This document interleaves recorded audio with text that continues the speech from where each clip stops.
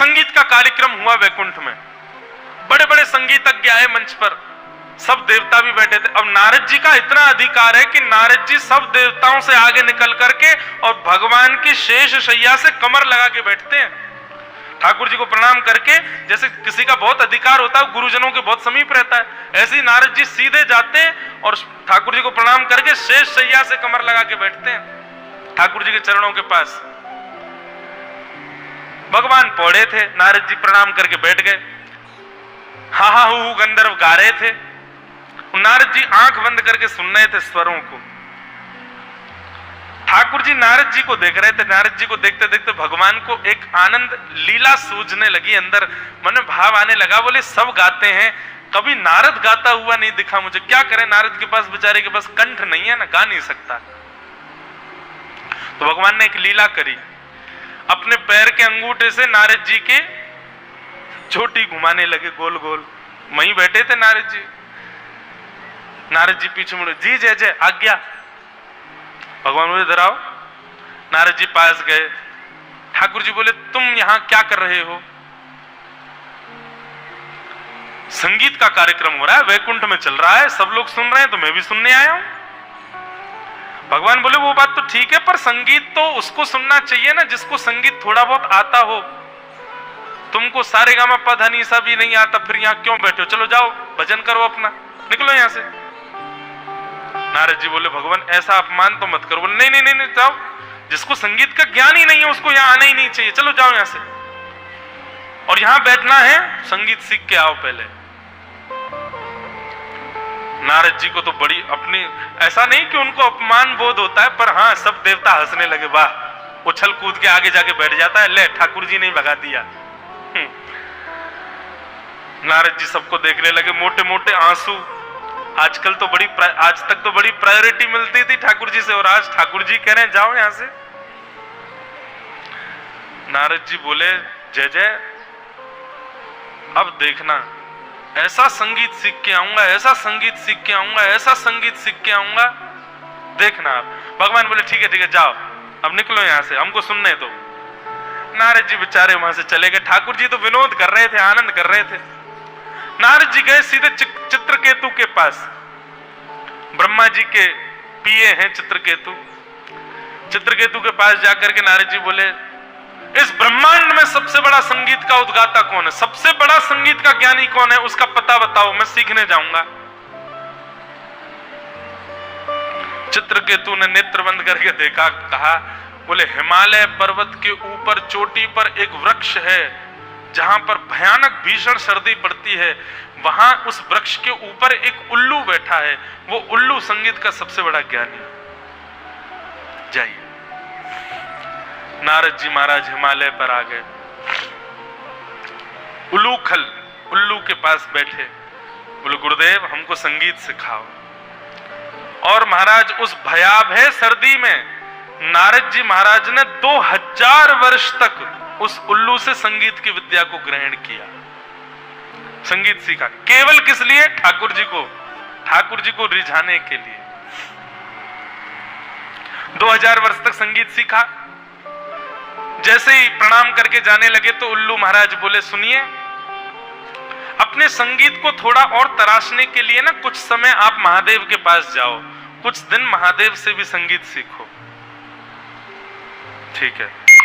और 1000 वर्ष के लिए फिर नारद जी महाराज महादेव के पास गए, वहां संगीत सीखा। 3000 वर्ष साधना की संगीत की। और महादेव के यहाँ सीखने के बाद एक दिन महादेव ध्यानस्थ बैठे थे और नारद जी महाराज के स्वर को सुनकर के बस उन्होंने प्रसन्न होकर के आशीष दे दिया, वाह बहुत सुंदर।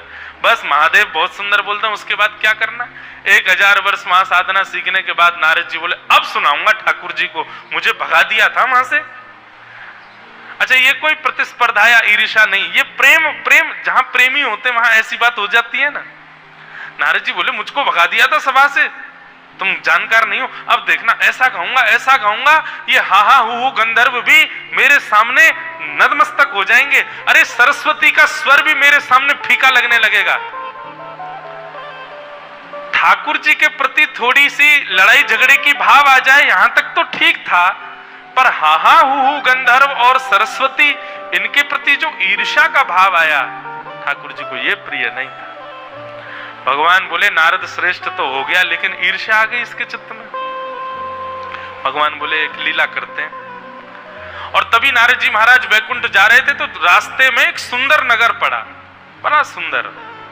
वहां के लोग इतने सुंदर कि एक किसी भी व्यक्ति को देख लो उसी को देखते रह जाओगे, इतने सुंदर।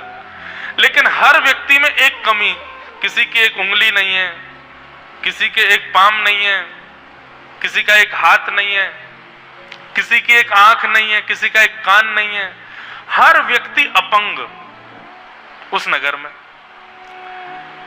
नारद जी महाराज बोले कितनी सुंदर नगर, मैं 3000 वर्ष की साधना में गया, एक नया नगर ही बन गया, लेकिन भैया इस नगर में सब लोग अपंग जैसे क्यों हैं? एक भी व्यक्ति परिपूर्ण नहीं है। नारद जी ने एक भैया को रोका, सुनो सुनो सुनो, ये कौन सा नगर है और इस नगर के लोग इतने सुंदर हैं, मेरी तो नजर ही नहीं हट रही है, पर मेरे मन में संशय आ रहा है कि आप सब लोगों के हाथ पांव और ये हाथ पैर अपंग क्यों हैं? वो कहने लगे अरे भैया बस पूछो मत, इस नगर का नाम है संगीत, और हम लोग जो तुमको दिखाई दे रहे हैं ना, हम संगीत की सब राग रागनियां हैं। मैं भीमपलासी राग हूं, वो जो बिना पैर के घूम रहा है ना बेचारा लंगड़ा सा, वो भैरव राग है, वो भैरवी राग घूम रहा है वहां पे, उसकी एक हाथ नहीं है। ये सारे राग रागनियां हैं।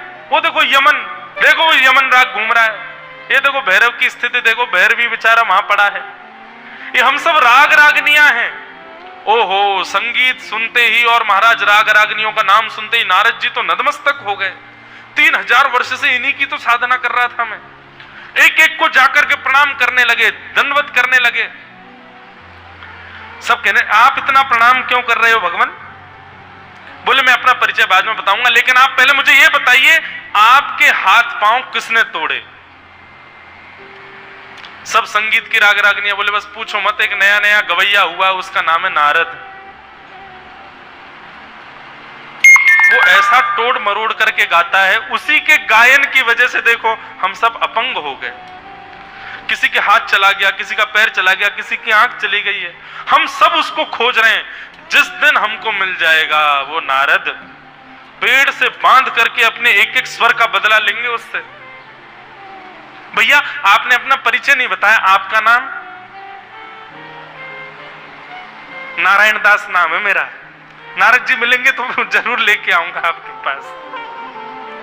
नारद जी भागे वहां से, और जो मान चित्त में उत्पन्न हुआ था कि मैं हाहा हु गंधर्व और सरस्वती को हराऊंगा, वो मान नष्ट हो गया।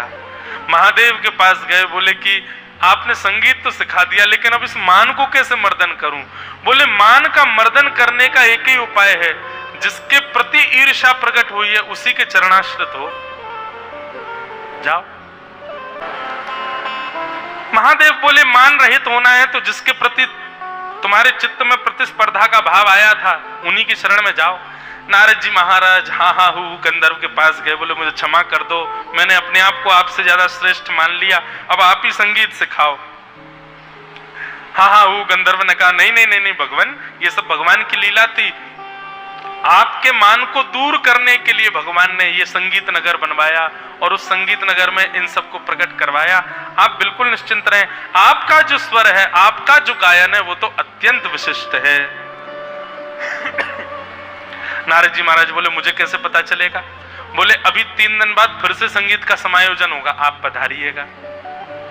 पिछली बार आपको भगा दिया था, अब की बार ठाकुर स्वीकार करेंगे। सबसे पहले प्रस्तुति हाहा हु गंधर्व ने की, दूसरी प्रस्तुति सरस्वती मैया ने की, तीसरी प्रस्तुति अन्य अन्य देवगणों ने की। सबसे श्रेष्ठ प्रस्तुति करता सबसे अंत में आता है। सबसे अंत में प्रस्तुति देने के लिए नाम उद्घोषणा की महादेव ने। अब हम मंच पे बुलाना चाहते हैं हरिदास वर्य, हरिदासों में जो सबसे श्रेष्ठ हैं, ऐसे श्री नारद जी महाराज को। नारद जी का नाम सुनते ही भगवान बोले हैं नारद गाएगा? बोले हाँ। नारद जी महाराज मंच पर आए, मंच पर आकर के ठाकुर जी को प्रणाम। ठाकुर जी अभी तक तो पौड़े थे, अब बैठ गए। अच्छा नारद गाएगा? बोले हाँ। और श्री नारद जी महाराज ने जैसे ही नेत्र बंद करके स्वर लगाया, ऐसा स्वर गूंजा महाराज आभा मंडल में, औरों की स्थिति तो मैं क्या वर्णन करूं, पर बस ये स्थिति समझ लीजिए कि जैसे ही नारद जी ने गाना प्रारंभ किया, शेष शैया पर खड़े होकर के चतुर्भुज उठा करके ठाकुर जी नृत्य करने लग गए श्री नारद जी के भाव को सुन करके। ऐसा स्वर गाया महाराज। भगवान सोचने लगे मैं क्या दूं, मुझे कुछ देना है, नारद को उपहार देना है। तभी महाराज सरस्वती अपनी वीणा लेकर के आई। सरस्वती जी की वीणा साधारण नहीं है, उस वीणा में भी सृजन और संहार की सामर्थ्य है। यदि सरस्वती जी गंभीर राग बजा दें तो पूरे विश्व का संहार हो सकता है, और सरस्वती जी प्रेम राग बजा दें तो विश्व बन भी सकता है। वो संहार और विनाश का भी कारक है वो वीणा ला करके भगवान को प्रदान की, और भगवान ने वही वीणा प्रेम प्रसन्न होकर के नारद जी महाराज को अर्पित करके अपने हृदय से श्री नारद जी को लगा दिया। बोलो भक्त वत्सल भगवान।